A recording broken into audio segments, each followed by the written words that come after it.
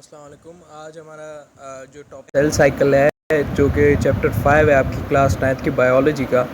इसके अंदर हमारे पास जो है क्रोमोसोम स्ट्रक्चर एंड फंक्शन के बारे में हम लोग डिस्कस करते हैं। सेल साइकिल्स को हम जो है वो डिटेल के अंदर डिस्कस करते हैं, इंटरफेस और डिवीज़न, और जो उसकी जैसे वो सेल बनते हैं वो एक डिवीज़न के तहत बनते हैं, तो डिवीज़न को जो है हम लोग जो है स्टडी करते हैं विद इन सेल साइकिल। इसके बाद हमारे पास माइटोसिस है, उसकी फेजेस है और सिग्निफिकेंस यानी इम्पोर्टेंस ऑफ माइटोसिस है, और नेक्रोसिस एंड नेपोप्टोसिस ये भी बहुत इंपॉर्टेंट प्रोसेसेस हैं जो सेल साइकिल की डिवीज़न के अंदर काम आते हैं, तो आपको इनके बारे में भी पता होना चाहिए। मियोसिस है जो कि माइटोसिस और मियोसिस के बीच में डिफरेंस भी आ जाता है, जिसकी वजह से मतलब माइटोसिस और मियोसिस अगर आप समझ जाते हैं तो मैं कह सकता हूँ कि 50% of your cell cycle is covered, 50% of your concepts are covered. So without any further ado हम स्टार्ट करते हैं। हमारे पास पहले तो यहाँ पे एक डायग्राम सी दी हुई है, जिसके अंदर हमारे पास ये G0, G1, S, G2 and M phase को M जो है इनको सिंबल दिया गया है, यहाँ पे इंटरफेस को यहाँ पे शो किया गया। और इसके अंदर हम लोग यही डिस्कस कर रहे होंगे कि ये कौन कौन से फेजेस हैं, और उसके अंदर जब आप ये समझ जाएंगे पूरे चैप्टर को, तब आपको ये आखिर में डायग्राम समझ में आ जाएगी कि क्या कहना चाह रही है। Chromosomes. The term chromosome is given by a German embryologist Walter Fleming in 1882 when he was examining the rapidly dividing cells of salamander larvae after treating with Parkin's aniline. ठीक है, जर्मन एम्ब्रियोलॉजिस्ट थे Walter Fleming के नाम से, जिन्होंने rapidly dividing cells को examine किया था, और उनको पता चला था कि सैलेमेंडर लार्वे जो है उसको ट्रीट करने के बाद पार्किंस अलाइन के साथ क्या क्या जो है वो डिफरेंसेस आते हैं। मैं आपको गूगल पे शो कर देता हूँ ताकि आपको आसानी हो इसको समझने में। आपके पास यहाँ पे सैलेमेंडर की लाइफ साइकिल की एक क्लासिफिकेशन दी हुई है, जिसके अंदर हमें पता चलता है कि सैलेमेंडर लार्वे जो है वो एक छोटी फॉर्म होती है एक एडल्ट सैलेमेंडर की। तो यहाँ पे आपके पास ये शो किया हुआ है, एग्स जो है वो उसके बाद वो लार्वे फॉर्म करते हैं गिलबर्ट्स में से, और लार्वे जो है वो 4 लिम्स के साथ आ जाते हैं, और 4 लिम्स और हाइंड लिम्ब बनते हैं बाद में, और एडल्ट सैलेमेंडर बनता है। सो जो हमारे सैलेमेंडर की जो एक लाइफ साइकिल है, जैसे ही वो ग्रो करता है तो उसके बारे में ये है लार्वे, सैलेमेंडर लार्वे। इसका ही मतलब है कि मतलब उसका जो लार्वे के फॉर्म में है वो वाला part was basically smaller version of salamander. So इन्होंने ये किया कि इन्होंने पार्किंस एनालाइन के साथ इनको ट्रीट किया, और he observe that chromosomes colour is much darker than rest of the organelles. ठीक है, क्रोमोसोम जो है वो ज़्यादा डार्कर है बनिस्बत दूसरे ऑर्गेनल्स के मुकाबले में, उनके मुकाबले में वो क्रोमोसोम्स जो हैं वो मज़ीद उनका डार्क कलर है, जिसका मतलब ये है कि वो जो क्रोमोसोम्स हैं उनको जब पार्किंस एनालाइन के साथ उन्होंने किया, सैलेमेंडर लार्वे को जब ट्रीट किया, तो उनको पता चला कि क्रोमोसोम का कलर डिफ्रेंशिएट होकर आया। तो यहीं से एक MCQ बनता है, क्रोमोसोम कलर जो है वो डार्क है। क्यों है डार्क? जब आपको पता चला कि सैलेमेंडर लार्वे को ट्रीट किया गया पार्किंस एनालाइन के साथ, तो क्या शो हुआ? अब ऐसे भी MCQ आ सकता है। सो this is about the chromosome colour. The term chromosome is misnomer because it means colored body. Later it was found that chromosomes are colorless bodies. जो क्रोमोसोम का जो टर्म है, जो क्रोमोसोम का एक डेफिनेशन है, वो मिसनॉमर है। मतलब इसकी डेफिनेशन का मतलब ये है कि वो इनएक्यूरेट डेफिनेशन है, because it means coloured body. Later it was found that chromosomes are colourless bodies, क्योंकि क्रोमोसोम को अगर हम लफ्ज़ी मायनों के अंदर हम पता करें तो आपको पता चलेगा कि क्रोमोसोम का मतलब ये है कि कलर्ड बॉडीज़, जबकि हैं ये सारी कलरलेस। तो मिसनॉमर आपको लफ्ज़ दे के डर नहीं जाना कि मिसनॉमर पता नहीं क्या है। मिसनॉमर का मतलब यही है, inaccurate definition. Chromosomes are thread-like structure appear at the time of cell division, include found in specific numbers. Again, Sindh board की एक और गलती। Made up of chromatin material in eukaryotic cell, they contain heredity units called genes. ठीक है, इनके अंदर heredity unit होते हैं जीन के नाम से, और जो सेल डिवीज़न के टाइम पे क्रोमोसोम्स का बहुत ही इम्पोर्टेंट रोल होता है। ये मतलब यहाँ पे जैसे दिया हुआ है कि क्रोमेटिन मटेरियल होता है वो यूकैरियोटिक सेल के अंदर फाउंड होता है। सो क्रोमोसोम्स का एक धागे की तरह स्ट्रक्चर होता है जिससे हमें पता चलता है वो अच्छा है क्रोमोसोम, जैसे यहाँ पे इन्होंने तस्वीर में शो किया हुआ। और इनके अंदर हेरिडिटी यूनिट्स होते हैं जो कि जीन्स कहलाते हैं। जीन वैसे तो अगर आप जब फर्स्ट ईयर पढ़ेंगे तो आप उसको डिटेल में डिस्कस करेंगे, लेकिन मैं आपकी नॉलेज के लिए बता दूं कि जितना हमारा जेनेटिक मेकअप होता है, जैसे ही इंसान जैसे मेरा बेटा होगा तो उसके जो है वो आप जब कहेंगे कि वो ऑलमोस्ट जब मेरे सिमिलर ट्रेड्स को कॉपी करेगा तो आप कहेंगे ये जीन्स है, ठीक है। सो क्योंकि इट्स हेरिडिटी मेकअप, हेरिडिटी मतलब जो कि एक बड़े वाले ऑफस्प्रिंग की तरफ आ जाए, मतलब बड़े वाली जैसे एक ऑफस्प्रिंग की तरफ जाए, वो कैरेक्टरिस्टिक उसको कहते हैं heredity. Chromosome are made up of DNA and basic protein. Histones appear during the cell division in the shape of rod. It has two parts, arm and centromere. ठीक है, आर्म और सेंट्रोमेयर का बना होता है, और डीएनए और basic protein जो है इसके अंदर होते हैं।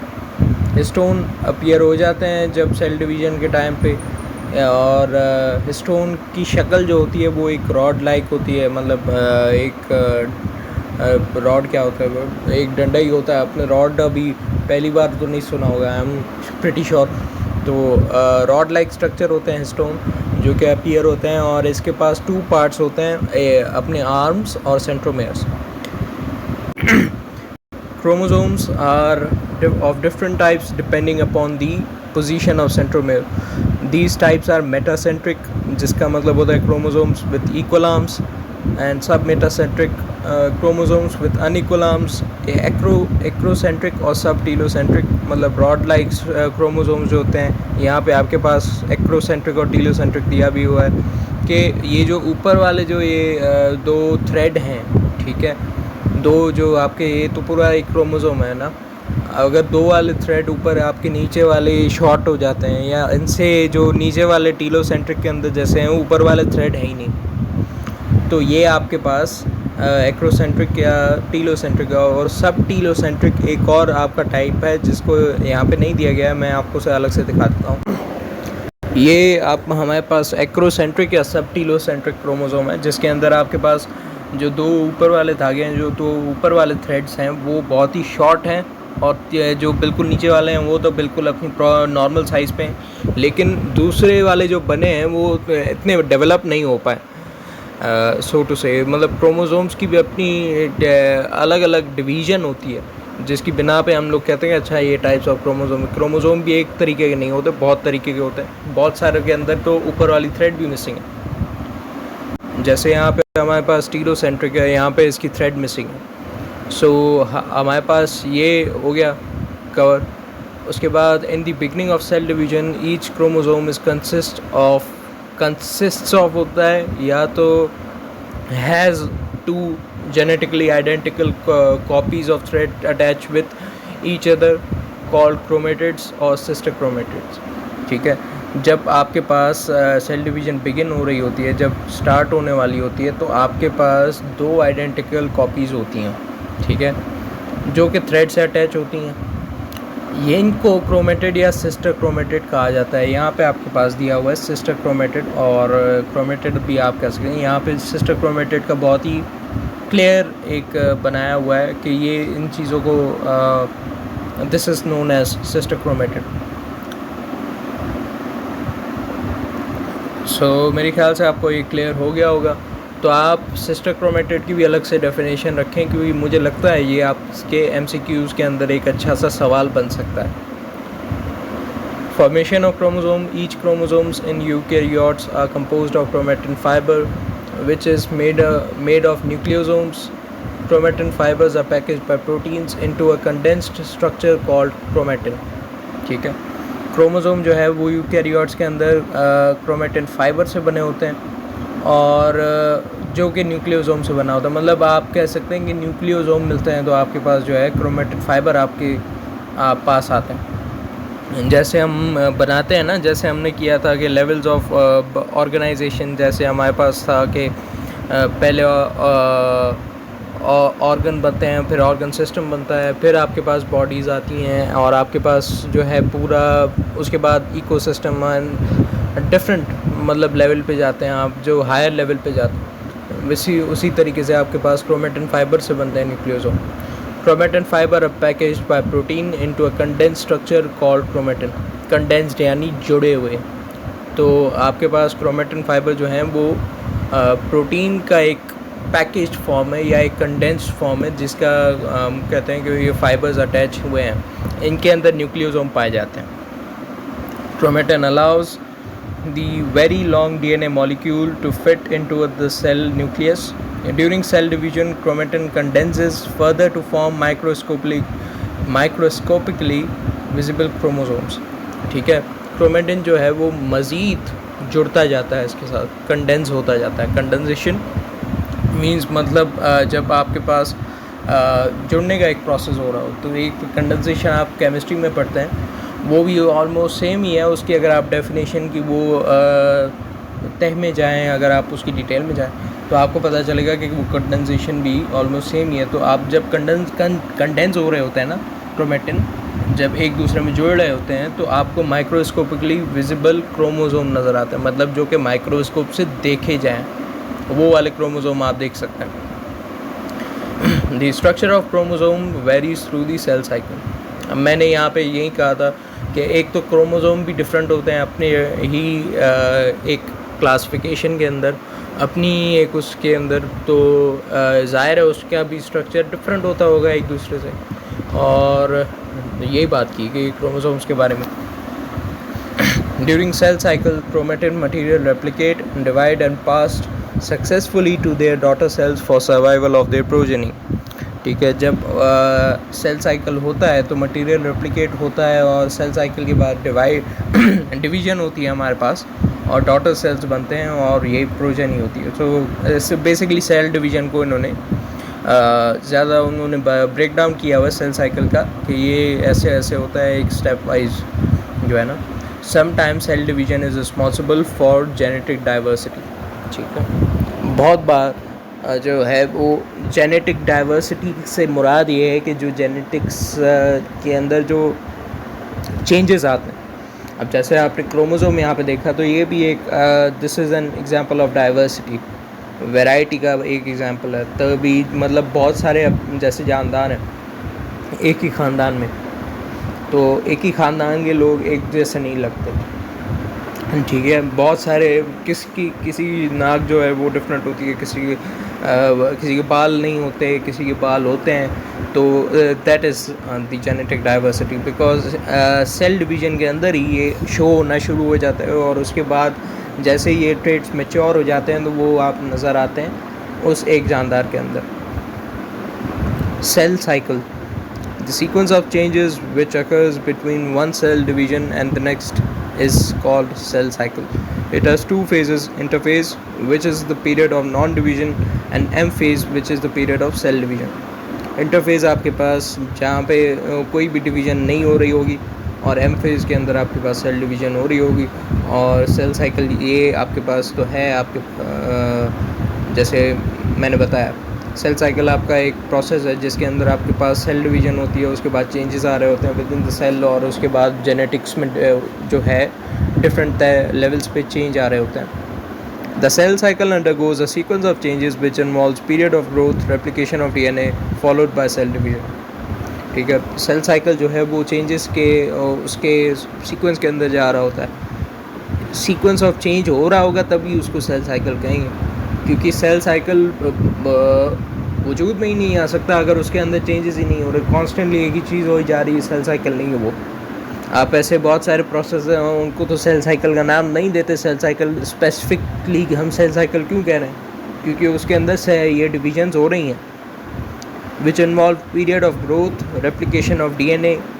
ठीक है, ग्रोथ इसके अंदर होती है, रेप्लिकेशन होती है डीएनए की, और सीक्वेंस ऑफ चेंजेस हो रहे होते हैं जिसको हम सेल साइकिल का नाम देते हैं। Interface, the period of cell cycle between two consecutive divisions. Two consecutive division से मतलब मुराद ये कि जो दो डिवीजन्स हैं डिवीजन्स का फ़िलहाल तो मेरे जहन में नाम नहीं आ रहा, तो डिवीजन्स में यानी जो कि जिस चीज़ को बढ़ जाने का वही कहते हैं ना, मतलब तकसीम हो जाना यस, तकसीम हो जाना उसको हम कहते हैं डिवीजन्स। सो यहाँ पे इंटरफेस कहा जाता है। Period of cell cycle between two consecutive divisions, ठीक है। जब सेल साइकिल का जो जैसे हमारे पास आपके पास मैट्रिक है, ठीक है, और एक उसके बाद आप इंटर करते हैं और एक यूनिवर्सिटी लेवल है, तो आप इंटर बीच का एक फेज़ है, ठीक है। इंटर इज़ इंटरमीडिएट को कहा ही इसीलिए जाता है क्योंकि वो मिडिल का फेज़ है। अब जैसे आपके पास जब सॉलिड लिक्विड गैस हम लोग पढ़ रहे होते हैं तो हमारे पास ये होता है कि हम जो है लिक्विड को एक इंटरमीडिएट स्टेट कंसिडर कर रहे होते हैं क्योंकि वो बहुत सारी चीज़ें सॉलिड से भी रिजेंबल करता है, ठीक है, और ना ही वो गैस है, ना सॉलिड का ना गैस का, तो वो इट्स इन द मिडल। तो इंटर का मतलब ही यही होता है, बीच वाला। So interphase, it is a period of growth and synthesis of DNA. यहाँ पे सिंथेसिस होगी डीएनए की, सिंथेसिस यानी ब्रेकडाउन होगी डीएनए की, और जिसके अंदर हम ग्रोथ शो कर रहे होंगे। During the period the cell prepares itself for the M phase, ठीक है। एम फेज़ को जो है वो एम फेज़ की तैयारी चल रही होती है इस फेज़ के अंदर। So that is known as interphase. Interphase is divided further into three subphases: G1 phase, S phase and G2 phase. G1 से मुराद ये है गैप 1 फेज़, S फेज़ से मुराद ये है कि सिंथेसिस फेज़, G2 से मुराद ये है गैप 2 फेज़। G1 फेज़ के अंदर आपके पास एक्सटेंसिव मेटाबॉलिक एक्टिविटी है, ठीक है, in which cell grows in size, specific enzymes are synthesized and DNA based units are accumulated for the DNA synthesis. DNA based units को इकट्ठा किया जाता है DNA synthesis के लिए। सेल बड़ा होता जाता है, grows in size, और specific enzyme, अब ये कौन कौन से एंजाइम है G1 फेज़ के अंदर जो कि सिंथेसाइज हो रहे होते हैं, मतलब बहुत ही स्पेसिफिक यानी मुख्तसर एंजाइम्स को कर रहा हो। अगर यहाँ पे होता कि एंजाइम्स हैं बहुत सारे तो हम वो वर्ड यूज़ करते जनरल एंजाइम्स। तो जनरल एंजाइम्स के अंदर अगर हम बात करें तो बहुत ज़्यादा एंजाइम्स आ जाते हैं, लेकिन स्पेसिफिक एंजाइम्स इसके अंदर कर रहा होता है सिंथेसाइज। मैं आपको ये इसको अलग से भी पढ़ा सकता हूँ, लेकिन वो आपके कोर्स का पार्ट नहीं है कि आप स्पेसिफिक एंजाइम्स को भी नाम याद रखें। तो आप इनको 3 बुलेट्स में एक जो है डिवाइड कर दीजिए। सेल ग्रोज इन साइज, दूसरा बुलेट हो गया आपके पास स्पेसिफिक एंजाइम्स आर सिंथेसाइज्ड, तीसरा बुलेट आपके पास आ जाता है DNA based units are accumulated या आर गैदर्ड, ठीक है, for the DNA synthesis. At the point in G1 at a point in G1 the cell में enter into a phase called G0 और G0, ठीक है। G0 भी कहा जाता है, G0 भी कहा जाता है। जब आप फर्दर फिज़िक्स के अंदर डेरिवेशंस वगैरह पढ़ेंगे या केमिस्ट्री के अंदर डेरिवेशंस वगैरह पढ़ेंगे, आपको पता चलेगा कि ज़ीरो जो है वो आप एप्सिलन एक चीज़ होती है एप्सिलन नॉट, ठीक है, वो आप जब इंटर की फ़िज़िक्स पढ़ेंगे तो आपको पता चलेगा। So basically this cell cycle stops, ठीक है, सेल साइकिल रुक जाती है बहुत सारे दिनों तक, और बहुत एक लाइफ टाइम तक तक भी G0 जो है फेज़ वो चलता रहता है। मतलब रुक गई है सेल साइकिल और उसकी डिवीज़न जो है मज़ीद नहीं हो रही, तो वो G0 पे चला गया, ठीक है। S synthesis phase, during this phase replication of DNA कर, जब आपकी डीएनए की जो वैसे मैं भूल गया लफ्ज़, रेप्लिकेशन ही हो रही होगी। रेप्लिकेशन से मुराद ये कि आपके पास डिफरेंट कॉपीज़ बनती हैं, ठीक है, डिफरेंट कॉपीज़, मतलब आप डुप्लिकेशन भी कह सकते हैं, रेप्लिकेशन उसको वही कहते हैं। As a result of it chromatin material is duplicated, ठीक है। G2 एज गैप 2 फेज़, जिसको हम प्री माइटोटिक फेज़ कहते हैं। The following changes occur during this phase: cell grows in size, cell organelles are replicate again. This is board. Cell organelles are replicated in numbers as well as enzyme required for cell divisions also synthesized during this phase. ठीक है, cell division के लिए जो enzyme require होते हैं वो भी यहीं पे ब्रेक डाउन होते हैं। इनकी बनावट में भी यहाँ पे एंजाइम भी ब्रेक डाउन होंगे G1 और G2 फेज़ के अंदर। ठीक है, G1 फेज़ के अंदर आपके पास स्पेसिफिक एंजाइम ब्रेक डाउन हो रहे थे, यहाँ पे हमारे पास बहुत सारे एंजाइम ब्रेक डाउन हो रहे हैं जिसको हम एंजाइम सिंथेसिस कहते हैं। सो G1 और G2 को आप ऐसे भी कह सकते हैं कि इनके अंदर एंजाइम की सिंथेसिस हो रही है, क्योंकि बाकियों में तो आपने पढ़ा कि रेप्लिकेशन वगैरह हो रही है। सो एंजाइम का जहाँ तक ताल्लुक़ है, उन सिंथेसिस का जहाँ तक ताल्लुक़ है, आप यहाँ पे इनको ये नाम दे सकते हैं। नेक्स्ट हमारे पास है माइटोसिस। माइटोसिस के यहाँ हम जो है सेल डिवीजन है, पेरेंट सेल की डिवीजन होती है into 2 daughter cells in a way that number of chromosomes in daughter cells remain as same and the parent cell। ठीक है, अब जैसे मियोसिस तो अभी तक आपने पढ़ा नहीं है, बहुत सारों को क्लियर भी नहीं होगा मियोसिस है क्या। उनके अंदर जो नंबर ऑफ़ क्रोमोसोम्स हैं वो डिफरेंट होते हैं as compare to the parent cell. अब जैसे नीचे मैं यहीं पे चला जाता हूँ आपके पास, meiosis cell division, cell divide into further 4 daughter cells as number of chromosomes become half in each daughter cell. ठीक है, क्रोमोसोम इसके अंदर आधे हो जाएंगे, लेकिन जब माइटोसिस की बात हो रही होगी, माइटोसिस के अंदर इक्वल नंबर ऑफ़ क्रोमोसोम्स होंगे as compare to the parent cell.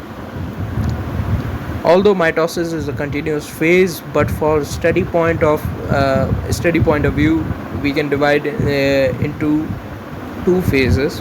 एक है आपके पास कैरियोकाइनेसिस जिसको न्यूक्लियर डिवीजन कहा जाता है, और देन वी हैव साइटोकाइनेसिस जिसको हम साइटोप्लाज्मिक डिवीजन कहते हैं। कैरियोकाइनेसिस के अंदर हमारे पास फर्दर डिवीजन होती है, 4 फेजेस यहाँ पे होते हैं, prophase, metaphase, anaphase and telophase. और यहीं पे आपके पास जो है माइटोसिस को एनिमल सेल के अंदर पढ़ने की तैयारी कर रहे होते हैं। बेसिकली माइटोसिस को हम लोग जो है डिटेल में पढ़ते हैं। Prophase, during early prophase chromatin material condenses, chromatin material जुड़ जाता है and become visible as thick coiled thread like structure, फिर से एक धागेनुमा स्ट्रक्चर बन जाता है जिसको हम क्रोमोसोम कहते हैं।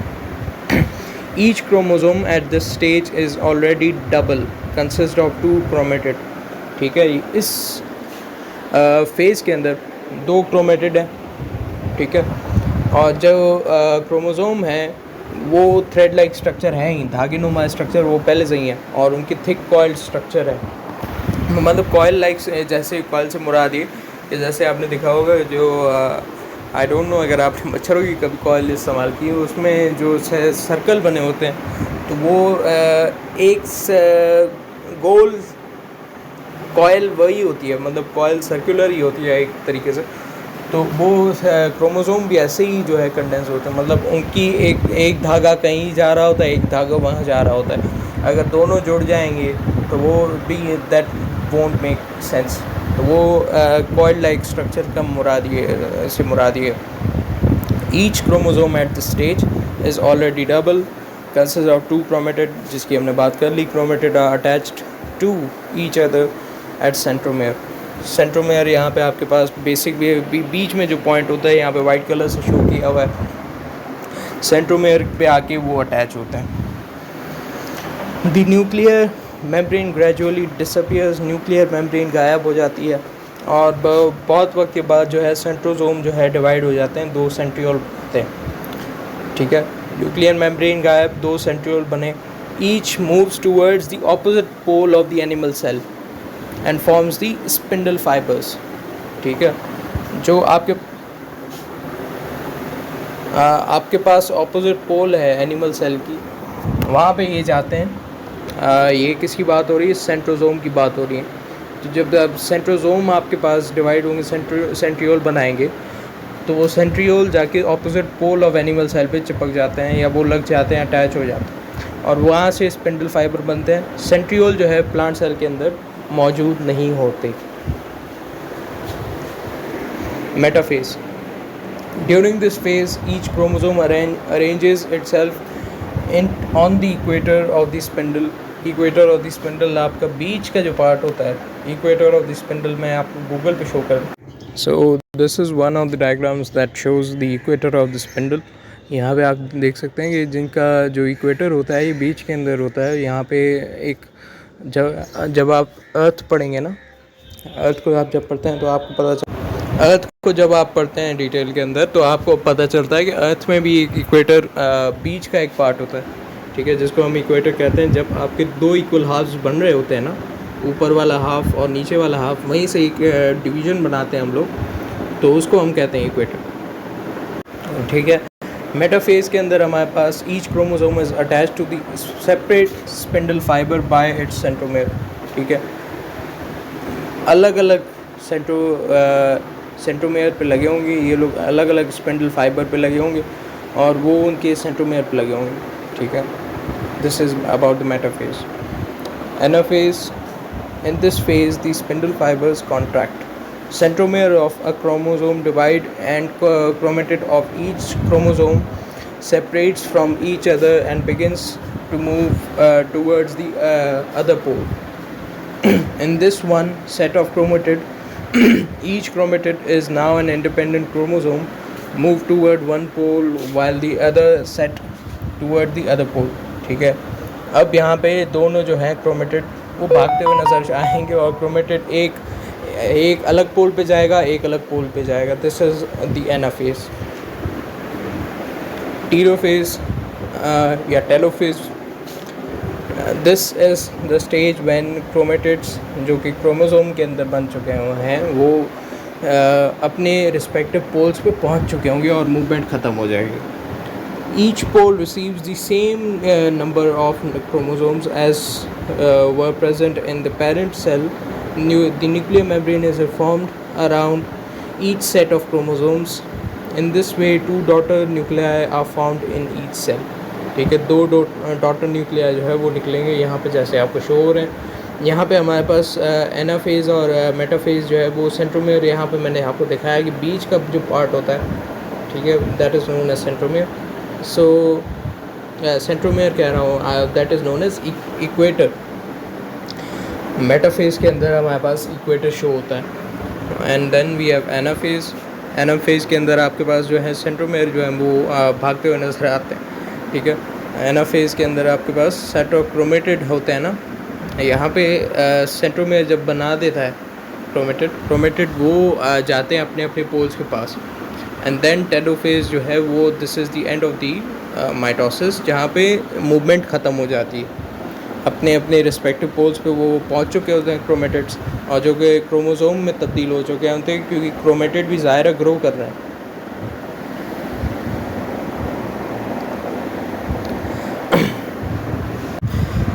Now coming to the cytokinesis, soon the cytoplasm of the cell also divides into two daughter cells, and in animal cells cytokinesis takes place by developing a constriction.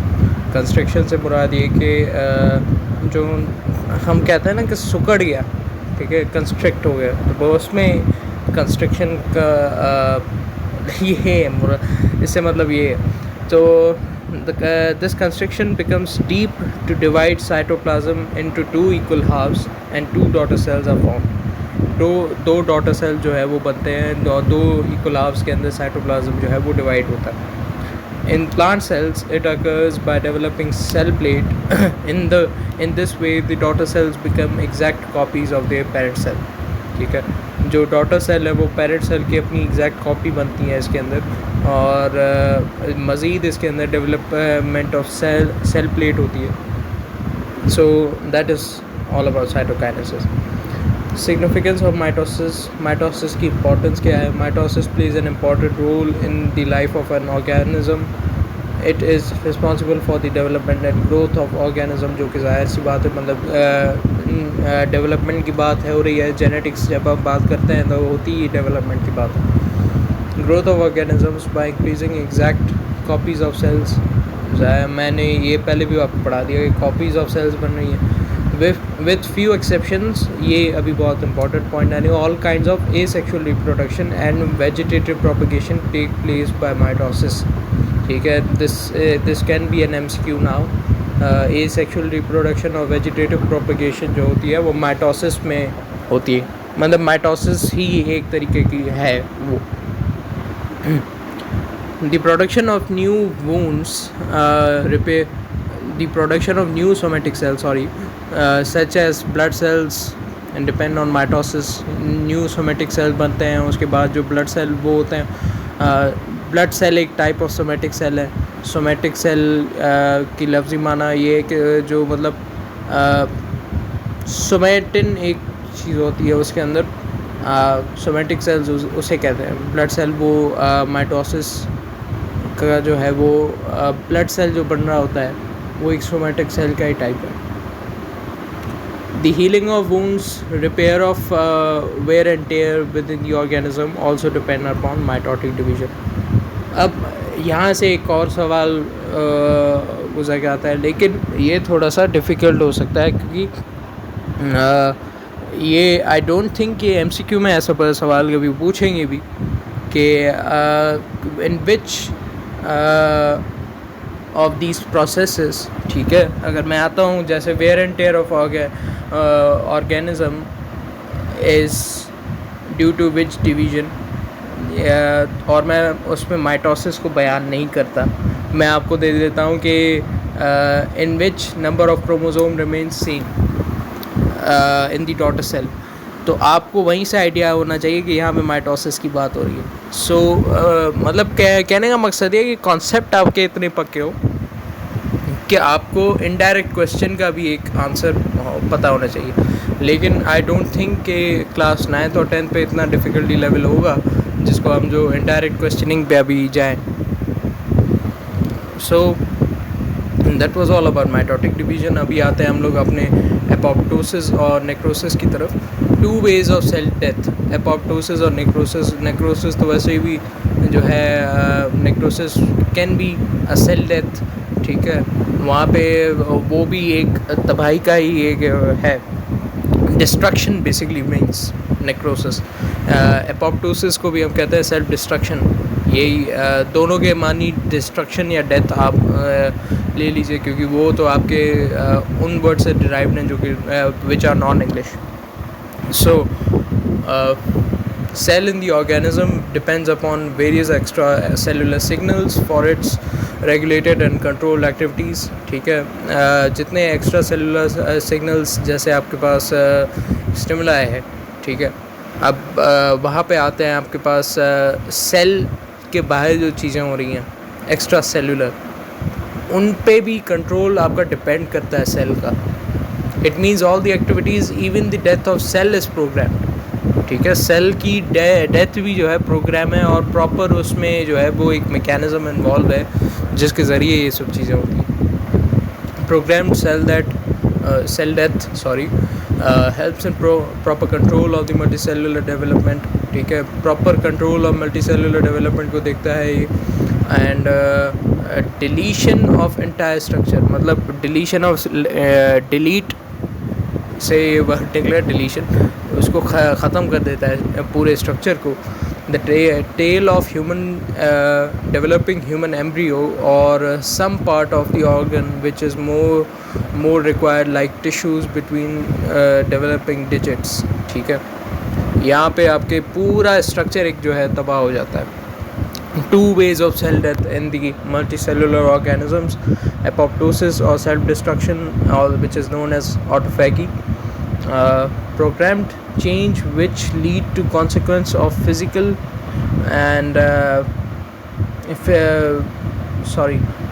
which lead to the sequence of physiological changes in the cell and by which cells commit suicide, collectively known as apoptosis।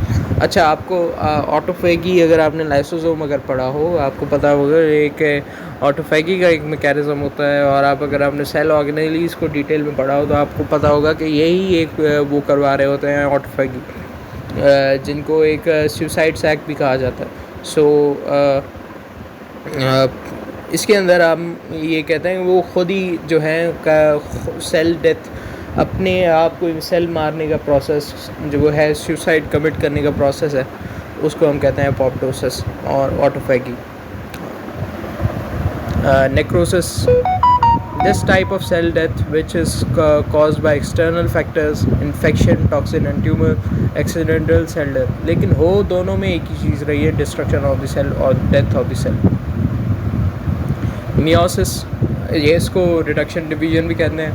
Meiosis is a type of cell division in which single cell divides into 4 daughter cells and number of chromosomes become half in each daughter cell. Chromosome जो है वो आधे हो जाते हैं और एक cell जो है वो 4 डॉटर सेल के अंदर बनता है, तो उसको हम मियोसिस कहते हैं, और नंबर ऑफ क्रोमोसोम आधे हो जाते हैं. In animals meiosis take place in germ cell to produce gametes. ठीक है, जर्म सेल्स के अंदर जो है वो मियोसिस हो रही होती है, जिसको हम लोग फर्दर वो गैमेट के अंदर डिवाइड होते हैं. स्पर्म और एग जो है यहाँ पे हमारे पास स्पोर मदर सेल्स, सॉरी एक सेकंड मैं फिर से बताता हूँ. Sperms and eggs where is in plants it takes place in spore mother cells. अच्छा, यहाँ पे प्लांट की स्पोर मदर सेल्स के अंदर होते हैं और स्पर्म और एग के अंदर होते हैं. मैंने कहा स्पर्म और एग प्लांट के अंदर क्या, तो खैर गैमेट्स यहाँ पे प्रोड्यूस होते हैं, वो भी थ्रू मियोसिस होते हैं. स्पोर्स, ठीक है, स्पर्म एग, ठीक है, जितने आपके पास हैं बहुत सारे, वो गैमेट्स की प्रोडक्शन और स्पोर्स की प्रोडक्शन आपकी मियोसिस के ज़रिए हो रही हो. इवेंट्स ऑफ मियोसिस पे आ जाते हैं हम लोग. इवेंट्स ऑफ मियोसिस आपके पास 2 डिवीज़न के बने होते हैं, मियोसिस 1 एंड मियोसिस 2. मियोसिस 1 जिसको फर्स्ट मियोटिक डिवीज़न भी कहते हैं, तो वो रिडक्शन डिवीज़न का पहला पार्ट है मियोसिस 1. तो अगर आपको रिडक्शन डिवीज़न कहे तो आपको समझ में आ जाना चाहिए कि मियोसिस की बात हो रही है. Meiosis 1 consists of prophase 1, metaphase 1, anaphase 1 and telophase 1. Prophase 1 जो है वो एक एग्जाम्पल है meiosis 1 की. Prophase 1 consists of the longest phase of the meiosis. It can be subdivided into following substages: leptotene, zygotine, pachytene, diploidine and dikinesis. यहाँ पे आपके पास 5 part है प्रोफेज 1 के, जो इनकी सब स्टेजेस हैं बेसिकली.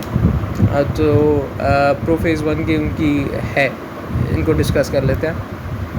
लेप्टोटीन क्या है?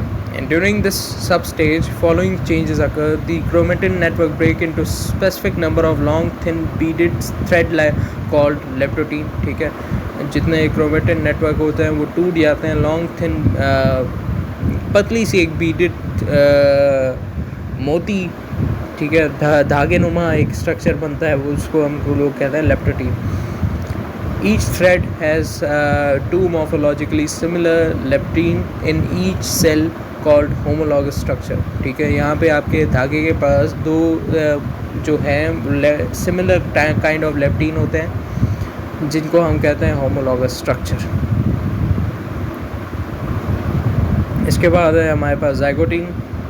During this sub stage homologous यानी सिमिलर स्ट्रक्चर क्रोमोसोम्स जो हैं वो मदर और फादर के ज़रिए जो अब आते हैं, अब वो अट्रैक्ट होते हैं. लेंथ वाइज पेयरिंग होती है और the pairing of homologous chromosomes is known as synapsis, while the paired homologous chromosomes are known as bivalent. ठीक है, जब पेयर में बात हो रही है बाइवेलेंट है, और जब homologous pairing of homologous chromosomes is known as synapsis. और जब पेयरिंग हो रही हो तो सिनैप्सिस, अब उस प्रोसेस को हम कहते हैं सिनैप्सिस, और जब पेयर हो चुके हो तो वो बाइवेलेंट है. ठीक है, पेयर आपको पता है क्या, दो जोड़ा, एक 2 लोगों को बना के एक जोड़ा होता है. सो पैकेटीन या पैकेटीन भी कहा जाता है इसको, जो अब एक बार गूगल से प्रोनाउंसिएशन हम सीख लेते हैं इसकी भी. मैं सही कह रहा था, पैकेटीन ही है ये, पैकेटीन है, इट्स नॉट पैशेटीन, पैकेटीन है ये first of all. So it's pachytene. The synaptic forces of attraction between each bivalent decreases. ठीक है, फोर्सेस जो जो अट्रैक्ट कर रही थी एक दूसरे को, अब वो पैकेटीन में जो प्रोसेस, जो स्टेप है इसके अंदर कम हो जाती हैं, फोर्सेस उनकी कम हो जाती है. क्रोमोसोम अनकॉइल और सेपरेट होने के जो है वो बिना पे चले जाते हैं, वो अलग हो जाते हैं. ठीक है, सेपरेट हो जाते हैं. The separation is however incomplete and paired chromosomes are in contact with each other at one or more points called chiasmata. ठीक है, यहाँ पे पेयर्ड क्रोमोसोम की सेपरेशन हो रही होती है और इनकम्प्लीट उनके स्ट्रक्चर बन रहे होते हैं. Each homologous chromosome split longitudinally except in the centromere reason.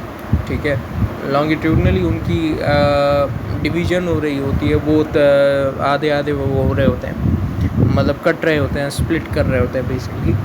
So centromere reason में ये चीज़ नज़र नहीं आती, बाकी सारी जगहों पे नज़र आती है packeting. Now each bivalent is composed of 4 chromatids and therefore it is known as bivalent tetrad. ठीक है, 4 क्रोमेटिड का बना होता है बाइवेलेंट. एक बाइवेलेंट के अंदर 4 आपके पास क्रोमेटिड होते हैं, जिसको हम बाइवेलेंट टेट्राड कहते हैं. Diplotene, the homologous chromosomes exchange their parts of chromatid at chiasmata. The exchange of segments of chromatids at chiasmata between the homologous structure is called crossing over. अब crossing over का एक step होता है diplotene के अंदर, जिसके अंदर हमारे पास chiasmata और chromatid पे जो है सेगमेंट वो यही कर रहे होते हैं, क्रॉस ओवर ही कर रहे होते हैं, एक्सचेंज ही कर रहे होते हैं, मतलब वहाँ पे जाके ये चेंज हो रहे होते हैं, तो उनको हम लोग कहते हैं और डिप्लोटीन का step. Diakinesis. During this sub stage nucleoli and nuclear membrane are disappeared. Nuclear membrane गायब हो जाती है, न्यूक्लियोलाई गायब हो जाते हैं. वेयर एज माइटोटिक एपिटस, जिसको हम स्पिंडल का नाम कहते हैं, वो कंप्लीट हो जाती है. Chiasmata moves from the centromere towards the end of the chromosomes like a zipper. ठीक है, वहाँ पे सेंट्रोमियर से जाके क्रोमोसोम पे जाके लगते हैं और एक जिपर की तरह वो बनाते हैं, मतलब इस स्ट्रक्चर जो है उनका जिपर की तरह हो जाता है. This type of movement of chiasmata is known as terminalization. At the end of the diakinesis, chromatids still remain compacted at their ends. ठीक है, क्रोमेटिड अपनी जगह पे वो वहीं पे कॉम्पैक्ट फॉर्म में होंगे, कॉम्पैक्ट यानी हार्ड फॉर्म में होंगे. सो उनकी अपनी इस प्रोसेस को हम लोग कहते हैं टर्मिनलाइजेशन. ठीक है, डायकाइनेसिस के एंड में भी, मतलब आप समझ लीजिए आपके इंटायर प्रोफेज 1 के एंड में भी क्रोमेटिड वहीं पे वहीं है, वहीं के वहीं है. इसके बाद है मेटाफेज 1. ठीक है, following changes occur in this phase. Bivalent line up at the equatorial plane. The centromere of each chromosome attaches to the same fibers of the spindle. ठीक है, यहाँ पे आपके पास जो बायवेलेंट था, जिसको हम कहते थे पेयर होमोलोगस क्रोमोसोम है, वो आके लाइन अप होंगे. ठीक है, और इक्वेटोरियल प्लेन, जो कि मैंने आपको कहा कि एक बीच की एक लाइन होती है जो तय की जो इक्वल हाफ्स के अंदर डिवाइड कर रही होगी, वहाँ पे आपकी ये जमा हो जाते हैं. The centromere of each chromosome attaches with the same fibres of spindle. Centromere जो क्रोमोसोम का होता है वही सेम फाइबर ऑफ स्पिंडल पे आके लगता है. इसको आप जब एनिमेशन के ज़रिए समझेंगे तो आपको और बेहतर समझ में आएगा, जो क्योंकि meiosis is the cell division, और आप जब तक इसको बाकायदे एनिमेशन से नहीं सीखेंगे आपको समझ में ही नहीं आएगा कि मैं बात क्या करना चाह रहा हूँ. Anaphase 1. At this stage, one chromosome from each member of homologous pair, जिसको हम bivalent कहते हैं, begin to separate and move towards the respective poles of the by the contraction of the spindle fiber. Spindle fiber की contraction होती है और homologous pair जो है वो अपने पोल पे जाके अटक जाते हैं, अटैच हो जाते हैं. ठीक है, The actual reduction occurs at this stage because half the number of chromosomes move to each pole. ठीक है, अब यहाँ पे अटैचमेंट होती है और रिडक्शन होती है एक तरीके से. Moreover at this as a result of crossing over the two chromatids of chromosome do not resemble with each other in the genetic terms. ठीक है, इन दोनों अपने आप को जो है रिजेंबल नहीं करते. ठीक है, क्रोमेटिड एक मुख्तलिफ होता है, एक अलग होता है. दोनों में एक फ़र्क आपको नज़र आएगा, जिसमें आपको पता चलेगा अच्छा ये तो क्रोमोसोम के तो हैं, एक ही क्रोमोसोम के हैं लेकिन है नहीं. So this is anaphase 1. इसके बाद हमारे पास आता है telophase 1. The nuclear membrane form around the chromosome at the each pole and chromosome become uncoil. Chromosome जो है वो फाइनली अनकॉइल हो जाते हैं.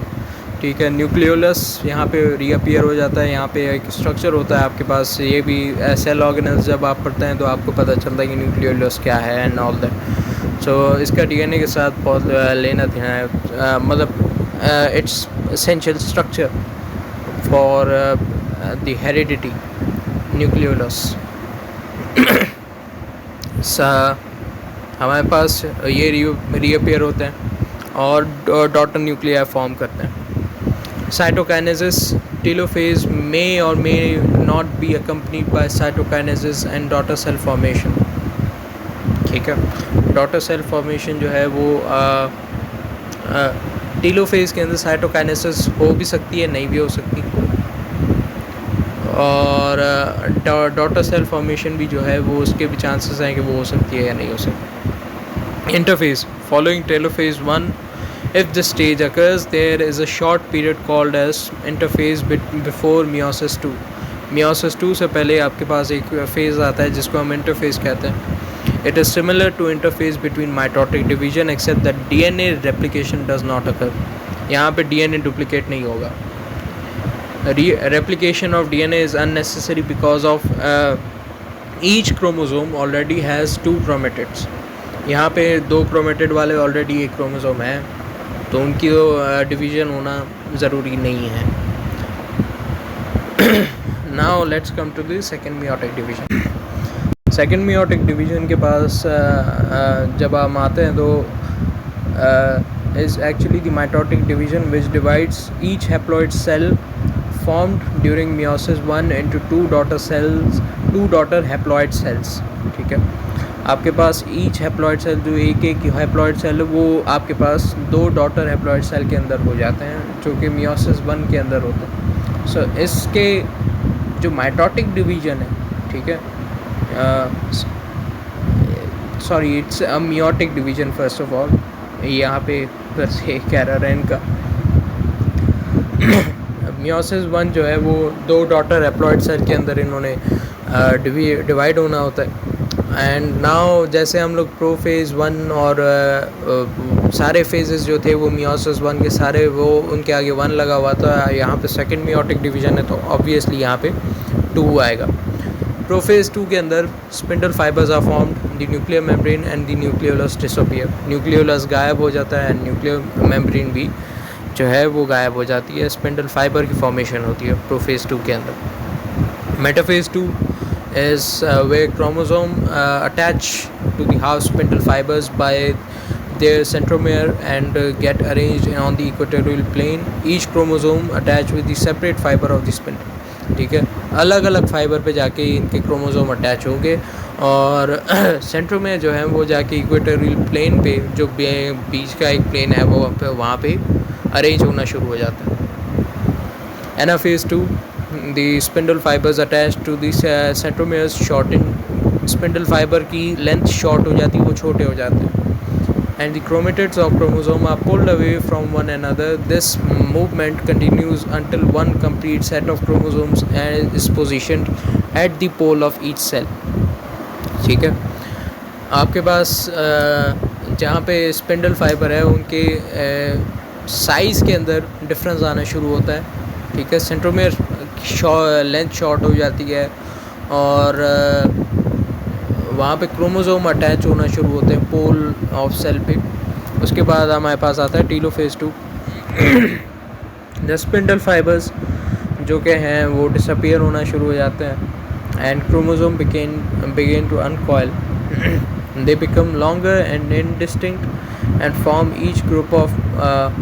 Group at each pole. Around each group nuclear envelope is formed. ठीक है, हर ग्रुप के सराउंडिंग में एक न्यूक्लियर एनवेलप की फॉर्मेशन होती है. After the karyokinesis in each haploid meiotic cell, the cytokinesis, example division of cytoplasm occurs, thus 4 haploid cell are formed.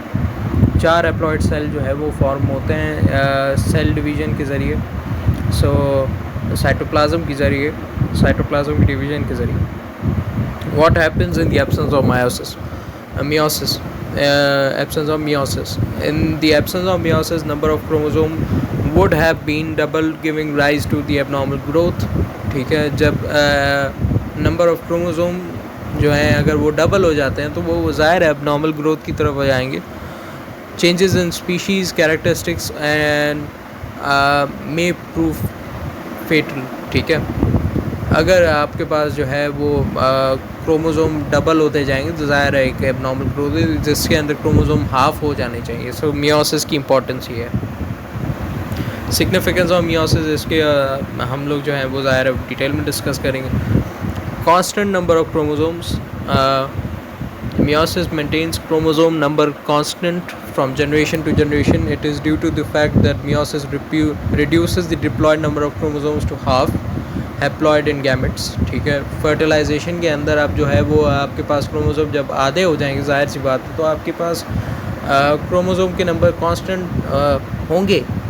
ठीक है, अब उनका आधा होना भी बहुत ज़रूरी है. इट्स जब आप नॉर्मल बात करते हैं डबल करने की तो वो डबल हो जाने के बाद वो एबनॉर्मल ग्रोथ शो करता है. अल्लाह ताला ने हमारा निज़ाम ऐसे बनाया है कि क्रोमोसोम आधे होंगे तभी जाके जो है वो स्टेबिलिटी आएगी with in the organism. Haploid in gametes. During fertilization, the diploid number of chromosomes is restored. ठीक है, जो diploid number of chromosome है आपके पास वो वापस आ जाता है. ठीक है, diploid number of chromosome वहाँ पे आपके पास restoration शुरू होती है और वहाँ पे meiosis जो है वो एक considerably एक safe process है. Responsible for genetic variation among species. By crossing over, the meiosis provides an opportunity for an exchange of genes between homologous chromosomes and thus cause the genetic variations among these species. The variations are raw material of the evolutionary process.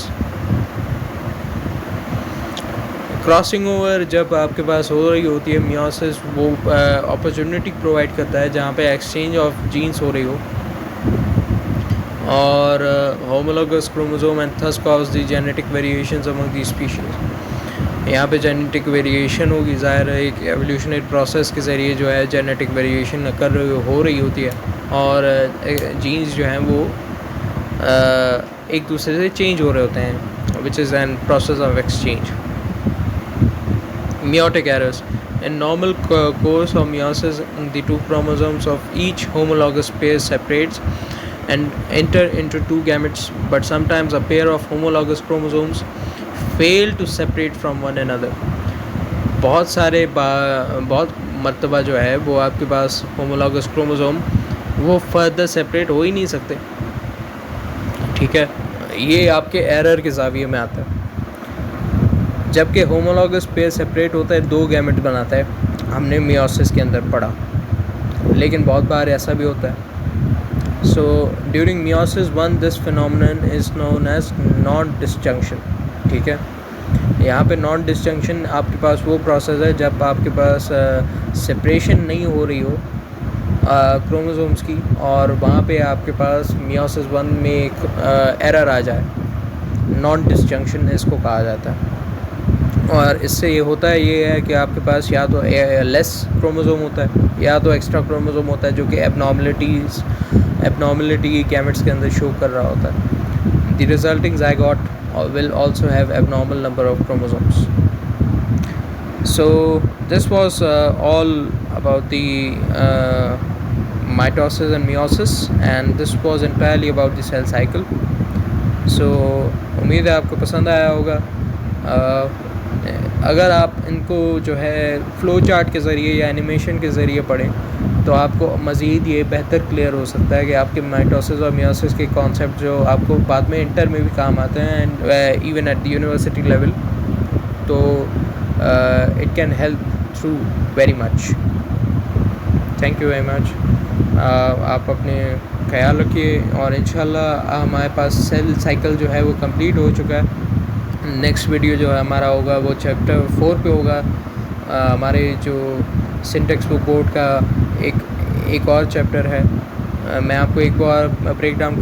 So now We are done with our 4 chapters of class 9, जो कि introduction to biology, solving a biological problem, biodiversity, cell cycle भी हमारा complete हो चुका है। अब हमारे पास 1 2 3 4 5 मज़ीद चैप्टर हैं। उसके बाद हमारे पास 9th बायोलॉजी जो है वो कवर हो सकती है। We are done with the 40% of our 9th biology. इसके बाद सेल्स एंड टिश्यूज़ अगले हफ्ते इंशाल्लाह मैं आपको ये वीडियो दे दूंगा सेल्स एंड टिश्यूज़ के ऊपर भी। और इट कुड बी बेटर कि हम जो हैं वो छोटे जो हैं इनको कवर कर लें, क्योंकि मुझे नहीं लगता कि सेल्स एंड टिश्यूज़ जो है वो it could be a 1 lecture, हो सकता है 1 से ज़्यादा लेक्चर्स हों, क्योंकि cells and tissues by far आपके one of the most lengthiest chapter है आफ्टर ट्रांसपोर्ट। जब आप 9th बायोलॉजी की बात करते हैं सिन टेक्स्ट बुक बोर्ड की, तो दैट्स ऑल। और बस मैं इंशाल्लाह आपसे हफ्ते में रहूँगा। और टेक केयर, अल्लाह हाफ़िज़।